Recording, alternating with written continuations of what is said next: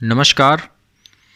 वार्षिक राशिफल 2023 के क्रम में आज हम बात करेंगे कन्या राशि के वार्षिक राशिफल 2023 के बारे में। कन्या राशि वालों के लिए हम वार्षिक राशिफल की शुरुआत करते हैं शनिदेव के गोचर से। कन्या राशि वालों के लिए अप्रैल तक का जो महीना है वर्ष 2023 में 23 अप्रैल 2023 तक वो काफ़ी अच्छा रहने वाला है। इसके बाद आपको स्वास्थ्य संबंधी चुनौतियां देखने को मिलेंगी। तो सबसे पहले हम बात करते हैं शनिदेव की। शनिदेव जो है वर्तमान में आपके पंचम भाव में गोचर कर रहे हैं, संतान और शिक्षा और आमदनी के घर में। मकर राशि में पंचम भाव में शनि का गोचर अच्छा नहीं माना जाता है, संतान के लिए अच्छा नहीं है गोचर, संतान उत्पत्ति के लिए। हालांकि शिक्षा के लिए ज़रूर अच्छा है, आईटी प्रोफेशनल्स वगैरह के लिए अच्छा है, जुडिशरी लॉ से जो जुड़े हुए लोग हैं उनके लिए अच्छा है ये गोचर। 17 जनवरी 2023 को शनिदेव राशि परिवर्तन करके आपके छठे भाव में गोचर कर जाएंगे, कुंभ राशि जो उनकी मूल त्रिकोण राशि है। और छठे भाव में शनिदेव का गोचर अत्यंत शुभ माना जाता है।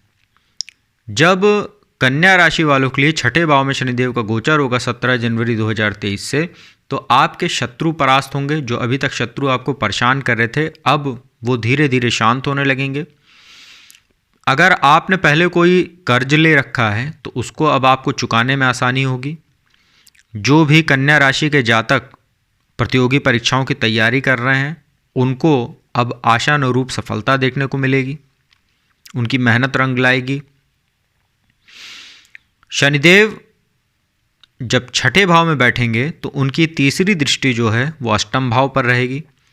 अष्टम भाव मार्केश स्थान होता है कुंडली का, परंतु शनिदेव इसके कारक हैं। एक तरफ वो आपके आयु में तो वृद्धि जरूर करेंगे, परंतु कहीं ना कहीं दुर्घटना के योग बनेंगे। आपको अचानक कमर से लेके पैर तक का जो हिस्सा होता है ये शनिदेव का क्षेत्र होता है हमारे शरीर में। यहाँ पर आपको दर्द की समस्या हो सकती है, नसों में आपको समस्या हो सकती है। साथ ही छठे भाव में जब शनिदेव बैठे रहेंगे तो छठा भाव हमारे पेट का घर होता है, पाचन तंत्र का, तो पेट से संबंधित समस्या भी हो सकती है। साथ ही शनिदेव वायु तत्व के स्वामी हैं तो आपको पेट में गैस वगैरह हो सकती है, तो गरिष्ठ भोजन से दूर रहें, घर का ही भोजन खाएं। इस दौरान ज़्यादा जंक फूड वगैरह ना लें, अन्यथा आपको पाचन संबंधी समस्या हो सकती है। शनिदेव छठे भाव में बैठ के जब तीसरी दृष्टि से अष्टम भाव को देखेंगे तो अष्टम भाव जो होता है वो हमारे रिसर्च का घर होता है। यदि जो भी जातक तंत्र मंत्र ज्योतिष जैसी शिक्षा में अध्ययनरत हैं तो उनको लाभ हो सकता है।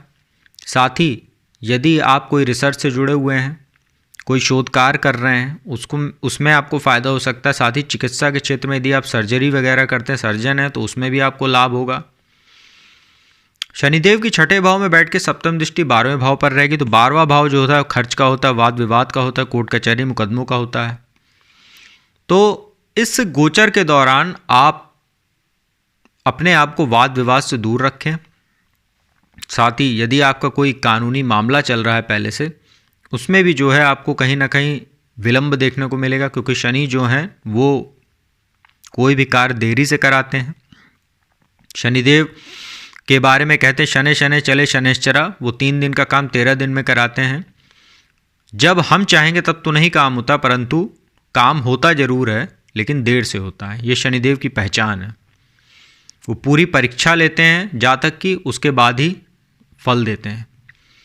तो अकारण यात्रा आपकी रहेगी, खर्च बढ़ेगा, मानसिक तनाव होगा, कोर्ट कचहरी के मामलों में आपको जो है आशानुरूप सफलता नहीं मिलेगी, उसमें विलंब होगा, अनिंद्रा की भी आपको शिकायत हो सकती है।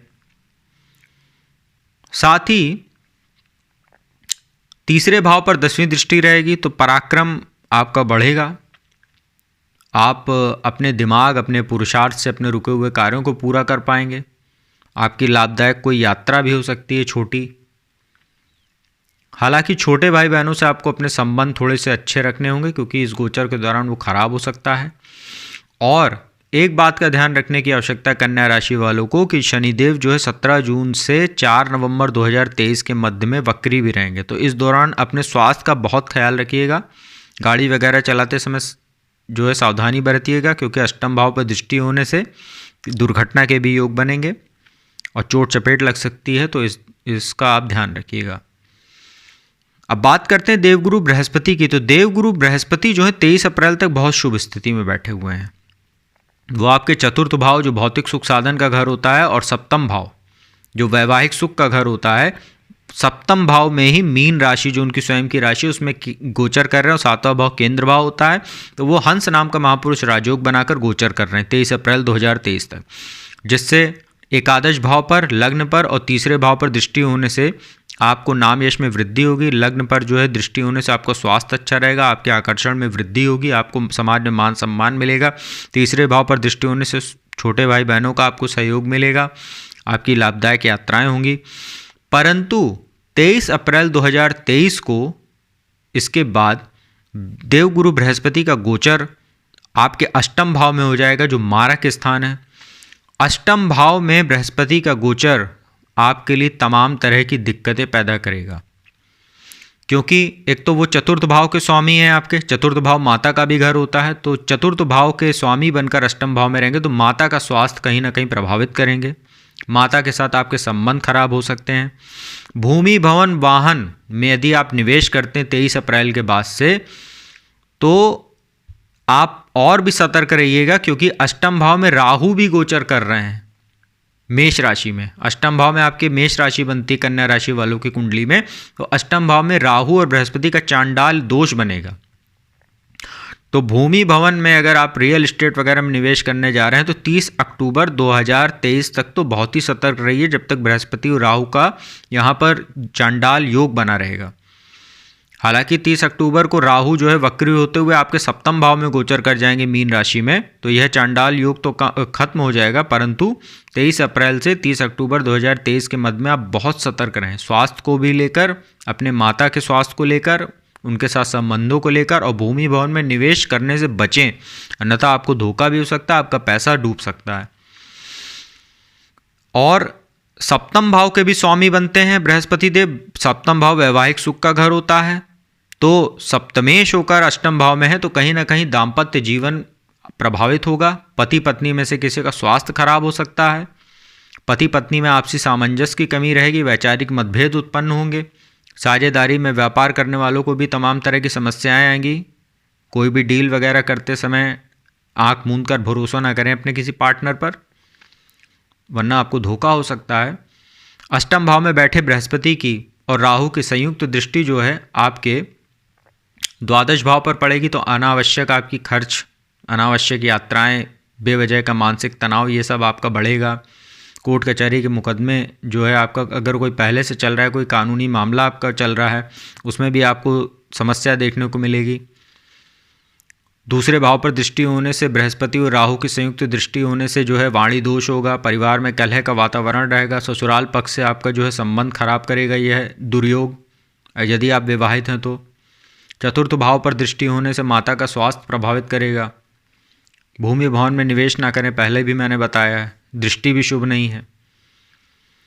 तो यह समस्या बृहस्पति और राहु के चांडाल योग की आपकी स्थिति बनेगी 23 अप्रैल 2023 से 30 अक्टूबर 2023 के मध्य में। और 30 अक्टूबर के बाद जब राहु अष्टम भाव से निकलकर वक्री होते हुए, उल्टे चलते हुए वो मीन राशि में आ जाएंगे आपके सप्तम भाव में, तब तो आपके लिए और भी सतर्क रहने वाला समय आ जाएगा पूरे वर्ष के अंत तक। क्योंकि राहु सप्तम भाव में बैठेंगे तो वैवाहिक जीवन को और ज़्यादा प्रभावित करेंगे। वैवाहिक जीवन को ऐसे प्रभावित करते हैं राहु कि राहु भ्रम की स्थिति उत्पन्न करेंगे, आपको शकी स्वभाव वाला बना देंगे। पति को पत्नी या पत्नी को पति के स्वभाव पर शक होने लगेगा, जिससे मामला तलाक तक भी पहुंच सकता है। वाद विवाद, छोटी छोटी बातें बड़े वाद विवाद का रूप ले सकती हैं। तो इन सब चीज़ों से आपको बचाव करने की आवश्यकता है। राहु की पंचम दृष्टि जो है वो एकादश भाव पर रहेगी, तो एकादश भाव पे राहु की दृष्टि होने से आईटी प्रोफेशनल्स वगैरह के लिए अच्छा है। विदेशों से अगर आप व्यापार करते हैं तो उनके लिए अच्छा है। विदेश यात्रा करने वालों के लिए अच्छा रहेगा ये समय काल। परंतु लग्न पर दृष्टि होने से स्वास्थ्य प्रभावित होगा आपका। आपके खिलाफ कोई षड्यंत्र कर सकता है, कार्यस्थल पर आपका, समाज में जो है आपको बदनामी किसी कारण से हो सकती है, आपका चरित्र भी कहीं ना कहीं डगमगाने लगेगा इस गोचर के दौरान। कोई प्रेम प्रसंग आपका यदि पहले से चल रहा है तो वो भी जो है आपको चारित्रिक दोष होने के कारण कहीं ना कहीं बदनामी का कार्य कर सकता है। तीसरे भाव पर दृष्टि होने से आपका पराक्रम दुस्साहस में बदल सकता है, आप किसी बेवजह के वाद विवाद में फंस सकते हैं और आपके आत्मविश्वास में भी कहीं ना कहीं कमी देखने को मिलेगी। तो राहु का गोचर आपके वैवाहिक जीवन के लिए अच्छा नहीं है और आपके चरित्र में को कहीं ना कहीं वो कमज़ोर करेगा, क्योंकि लग्न में केतु भी विराजमान रहेंगे कन्या राशि में 30 अक्टूबर 2023 के बाद से। तो कन्या राशि वालों के लिए वर्ष स्वास्थ्य के दृष्टिकोण से अच्छा नहीं है। वैवाहिक जीवन भी आपका कहीं ना कहीं समस्या पैदा करने वाला है 23 अप्रैल के बाद से पूरे वर्ष के अंत तक। तो उपाय की बात करें यदि कन्या राशि वालों के लिए, तो आप भगवान विष्णु जी की पूजा उपासना कीजिए, विष्णु सहस्त्र नाम का पाठ कीजिए, बृहस्पतिवार को पीली वस्तुओं का दान कीजिए और केले के पौधे में आप जो है उसके जड़ में जल अर्पित कीजिए हर बृहस्पतिवार को। तो इससे आपको जो है जो अशुभ प्रभाव हैं इन ग्रहों के गोचर का उसमें कमी देखने को मिलेगी। तो कन्या राशि वालों के लिए यह था आगामी वार्षिक राशिफल सन 2023 का। यदि वीडियो अच्छी लगी हो तो चैनल को सब्सक्राइब कर दीजिएगा और वीडियो को लाइक और शेयर कर दीजिएगा।